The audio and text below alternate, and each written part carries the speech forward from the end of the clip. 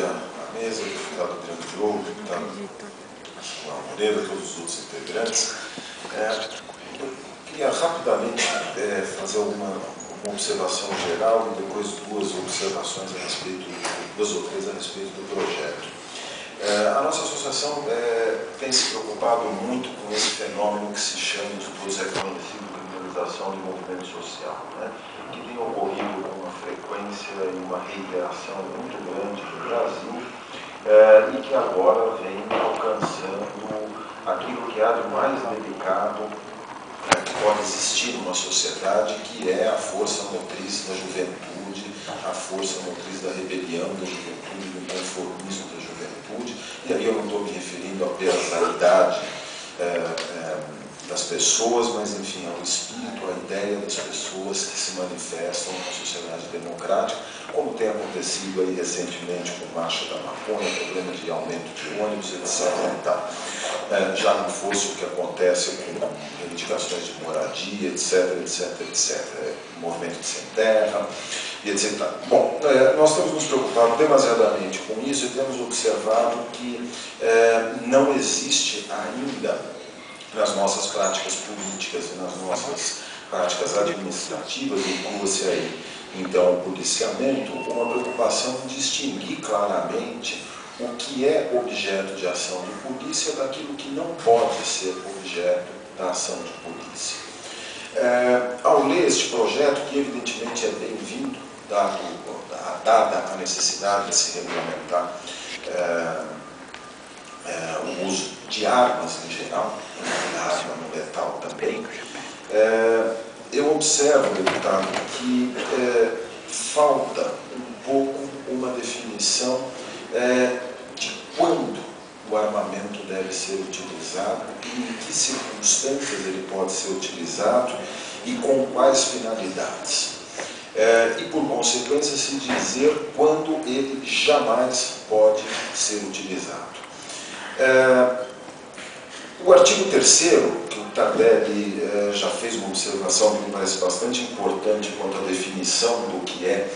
o armamento não letal, ela tem que ser uma definição dada pela lei no sentido sociedade e não pela lei no sentido iniciativa privada ou interesse privado qualquer que queira definir o que vem a ser o armamento. Mas nesse artigo 3º, usa aqui desta expressão das armas especificamente projetadas e empregadas para incapacitar temporariamente pessoal ou material. Esta ideia de incapacitação pessoal, ela, no meu modo de entender, ela deve ser um pouco melhor trabalhada, um pouco mais explicitada, para que nela fique contida a noção de que incapacitação pessoal não admite a incapacitação política da pessoa que é alvo da ação policial. De modo que aquele que está no exercício de qualquer direito ou prerrogativa constitucional, prevista lá no artigo 5º da Constituição, prevista lá no artigo 6º, previsto lá no capítulo que cuida dos direitos políticos, jamais possa ser alvo desta incapacitação temporária. Sem essa ressalva, permite-se a alguém qualquer, e pode ser a polícia, pode ser o cidadão que está passando ali, não importa, não vem ao caso quem vai fazer isso, mas enfim,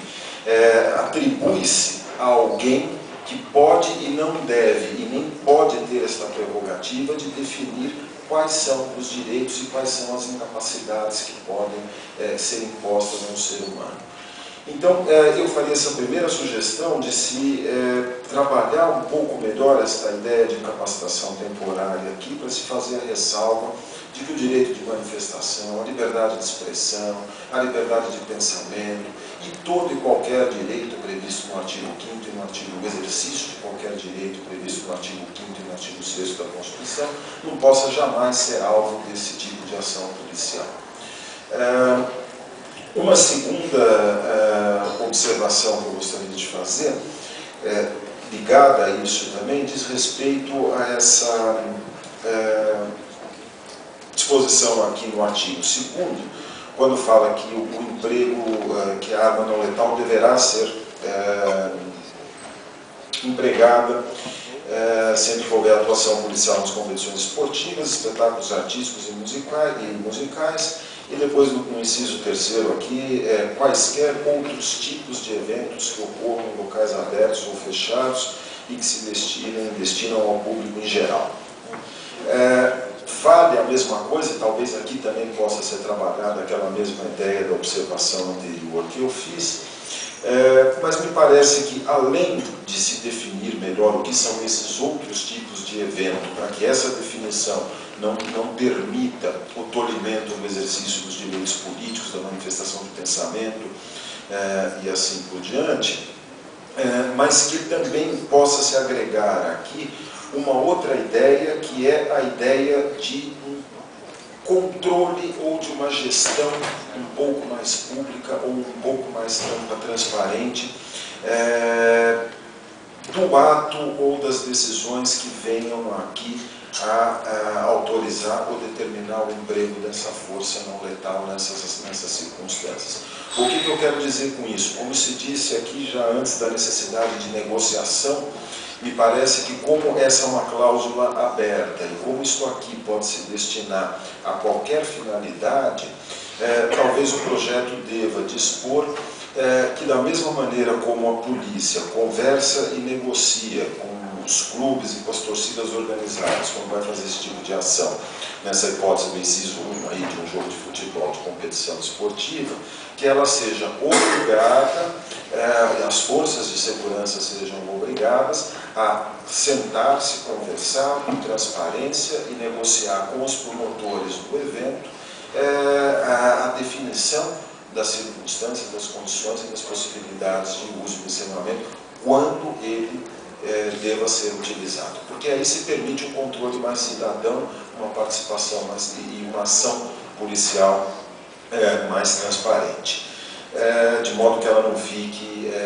nas mãos do Poder Executivo, e aí a gente pode pensar secretário de Segurança, Delegacia Geral, comandante de operação e assim por diante. Que haja necessariamente uma conjugação aí de opiniões e de vontades entre os manifestantes, entre os organizadores dos eventos, etc. e tal. Sem se esquecer que o princípio deve estar definido lá no artigo 3º, que não se pode fazer incapacitação dos direitos políticos,